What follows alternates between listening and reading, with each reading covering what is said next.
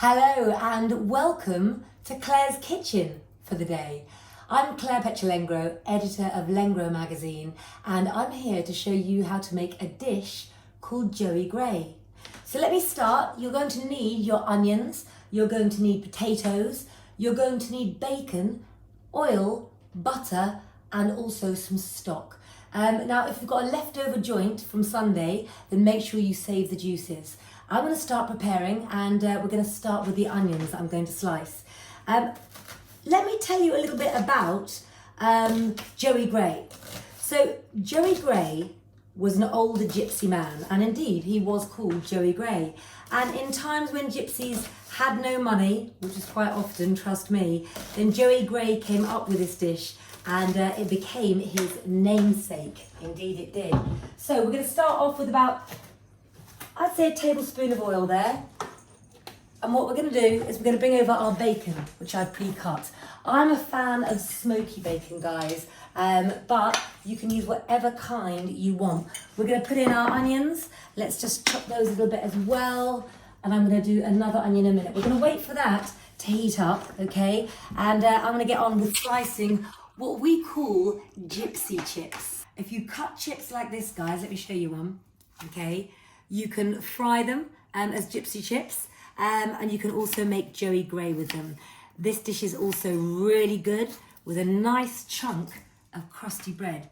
And I can hear that starting to sizzle now. So let me do a few more potatoes. And do you know what, guys? Here at Lengro magazine, what we're really interested in as well is Lengro's kitchen. And that means that if there's a recipe that's dear to you, that's part of your family or part of an experience and a journey that you've been on in life, then send it to us. You can film it like like Richard's filming me now, or you can just give us a recipe if you're camera shy. Here we go. Do you know, last time that I cooked this dish, it was actually in a place called Farthie Island. Now, Farthie Island, guys, is near Essex, and it's actually where my mother's Romany Vado is stationed now, and people can book it and go and stay the night in it. And if you've ever noticed, in the back of a Romany caravan outside, there's a box, and that box is our fridge in our Vado, our Romany caravan, and it's called a belly box.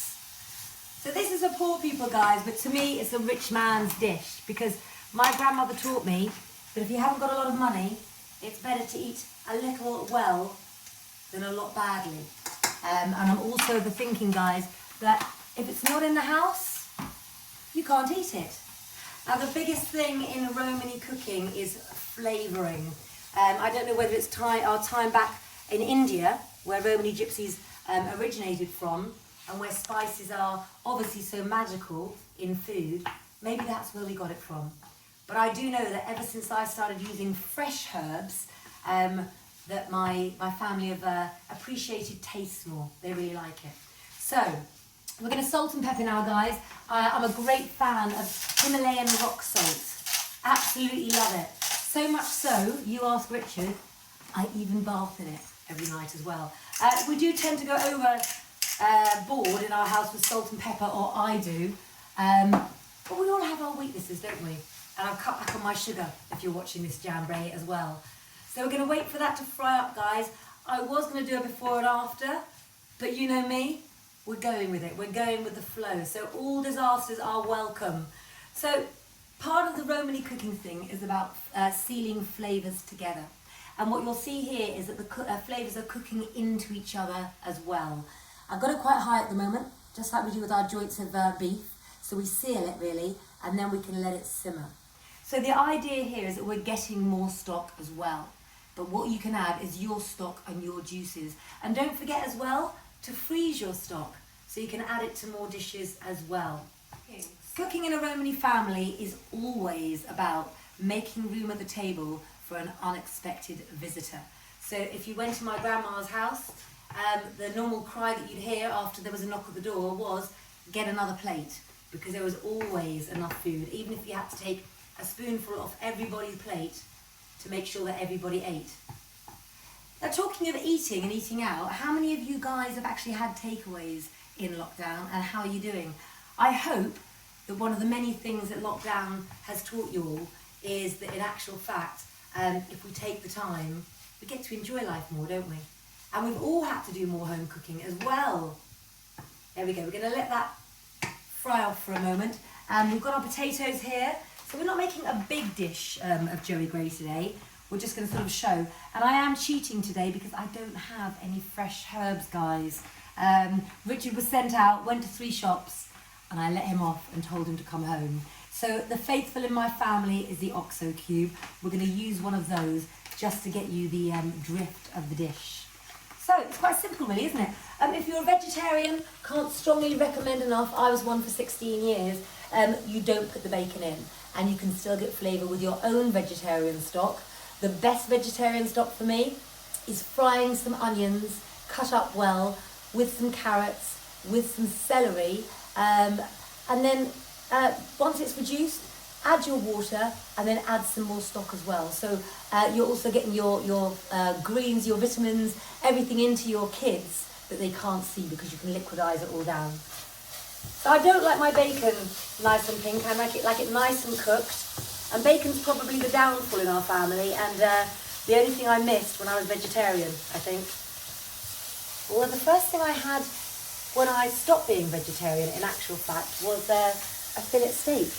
Bit odd that, isn't it? Do you know what I miss, guys? I miss having a flame, because here with an electric hob, you can't control the heat as well as you think you can. And of course, the best thing that we do is we cook outside, and we have a cooked pot in Romany families as well, where we have a stew going all day long. So Joey Gray, if any of your ancestors are watching this, you're famous, my man. And you've taught a very good dish indeed. So look, those onions are softening, guys. And what I'm going to do next is I'm going to bring over my potatoes, okay? And I'm just going to throw my potatoes in. I love these kind of potatoes, and you will too. And Romanis all over the world, they all know about Joey Gray. So if Leslie's a Romani, and Leslie wants to rock a Romani about Obbins, Maddie comes Obbins. I do love good food, guys. Okay, so we're going to put those in. There we go. Because potatoes, obviously, is a nice carb. Good for releasing your energy slowly after a hard day of work. So we're going to put the goodness back into you. And what we're going to do now, guys, is we're not frying our potatoes. We're just going to cover them with water. Can you hear that? Oh, the smell. I'm not even putting on the extractor fan. We're just going to cover, okay? Beautiful. That's it. So what's essentially going to happen is the potatoes are going to cook in the juice of the onions. Now, at this stage, guys, I would add some fresh herbs, but we don't have any fresh herbs of parsley or rosemary. How's that looking, guys? But what we're going to do next, hang on a second, let's have a look, is we're going to put in an OXO stock cube. It is as simple as that. And the other important ingredients that I haven't told you about is Bisto, guys. And that's something that you can add. So can you see, look, we're getting a little bit of stock there. As I said, what I do want from you guys is to use your own stock. It's so easy and it's so simple to make. And we're just going to get out the secret ingredient for later, which is a bit of Bisto, guys. It normally takes about 15-20 minutes. It's a nice quick dish on the hob, yeah.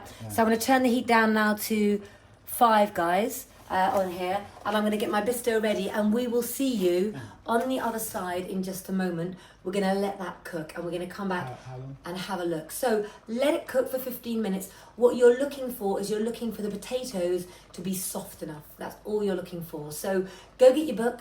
Put your feet up at your kitchen table and get a cup of tea, and I'll see you once Joey's got cooking. Hello guys, well I'm back and my potatoes are tender. So that means it's time for the last part of the journey, and that is a little bit of Bisto mixed with water to thicken the gravy up. So I'm just going to turn this up again now.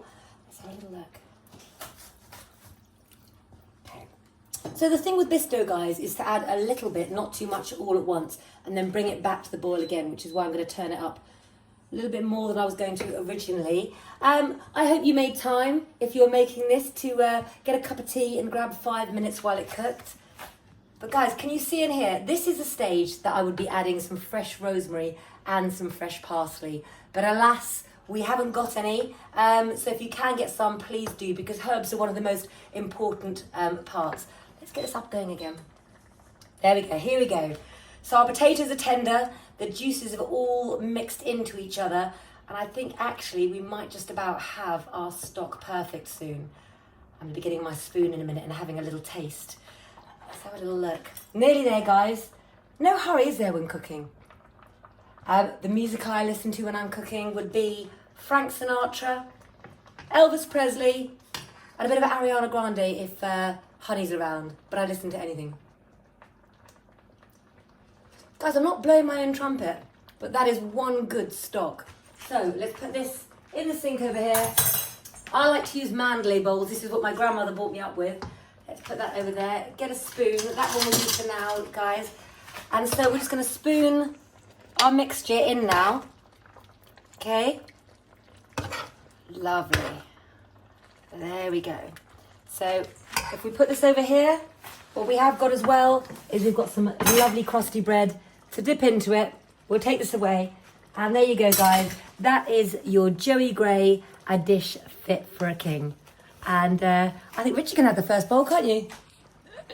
Make sure you get the full recipe and let me know how it goes. Remember, there's a vegetarian version. Just leave the meat out, guys. And I'll see you all real soon.